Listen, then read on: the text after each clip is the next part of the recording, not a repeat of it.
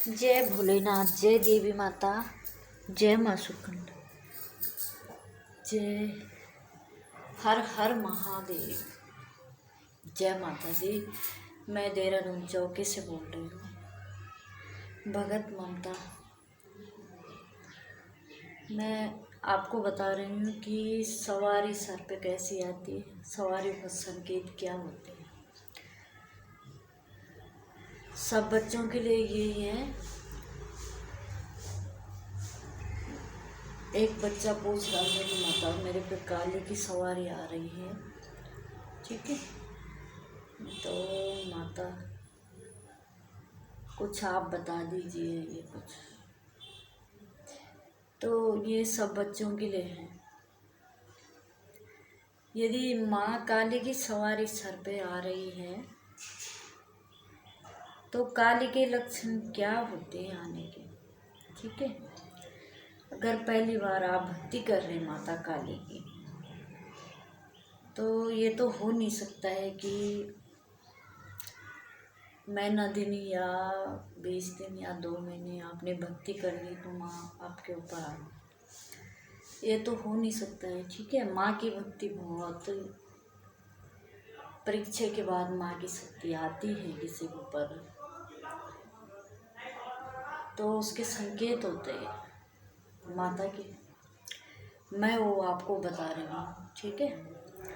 तो एक तो आप पूजा कर रहे होंगे और आपका सर आगे पीछे, जैसे आप कोई मंत्र पढ़ रहे हैं, किताब पढ़ रहे हैं, कोई भी पूजा पाठ कर रहे हैं, तो आपका सर से आगे पीछे आगे पीछे आगे पीछे करके माँ काली आती है।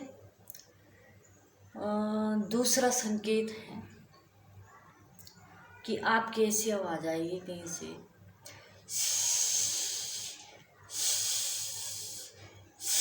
ऐसी आवाज़ आती है, माँ काली करती है।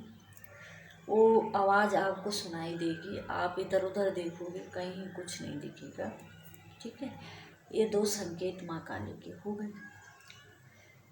एक या औरत हो या आदमी हो, ठीक है। आदमी के सिर पे भी काली माता बहुत ज़्यादा आती है, अधिक आती है। काली मैया को आदमी बहुत प्रिय होता है, औरत से बढ़कर होता है प्रिय, और काल का माँ जरूर आती है। तो आदिम भी होगा तो सबसे पहले उसका श्रृंगार पे बहुत श्रृंगार करने का मन करेगा, बिंदी चूड़ी लंबी मांग भरने का, और आँखें उनकी बड़ी बड़ी लगेगी कि हाँ मेरी आँखें बड़ी बड़ी हैं। ऐसा महसूस भी होगा कि अंदर से मेरा आँखों के भीतर से कोई मेरे साथ साथ देख रहा है, ठीक है। तो ये काली मैया का संकेत है। ये 3 संकेत मैंने आप लोगों को बता दिए। यदि किसी पर माँ दुर्गा आती है तो उनका माँ दुर्गा का सबसे पहले सिर पे बहुत शक्तियाँ रहती हैं, और जब भगत बन जाता है तो भक्ति करते करते करते करते उनको काफ़ी समय हो जाता है, तो उनकी जो इंद्रिय होती है तीसरा नेत्र इंसान के अंदर, तो वो जागृत हो जाता है और उसमें शक्ति माँ की भर जाती है। तो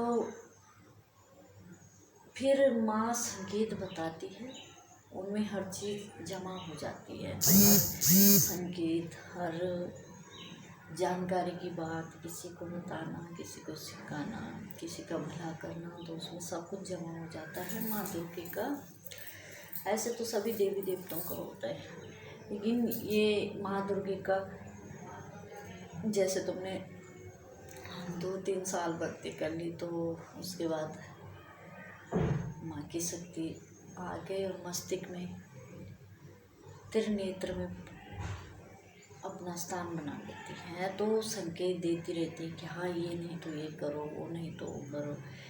कुछ ना कुछ माँ ने बताना ही है अपने बारे में कि मेरी पूजा क्या होती है, बाहर का काम कैसा करना है, या कुछ बात भी संकेत पता हो जाता है। तो उन संकेतों को आप समझे कर माँ दुर्गे के हैं तो माँ दुर्गे तो बोलते रहती हैं, कहीं कान में बोलेगी, मन के मन भीतर बात करेगी।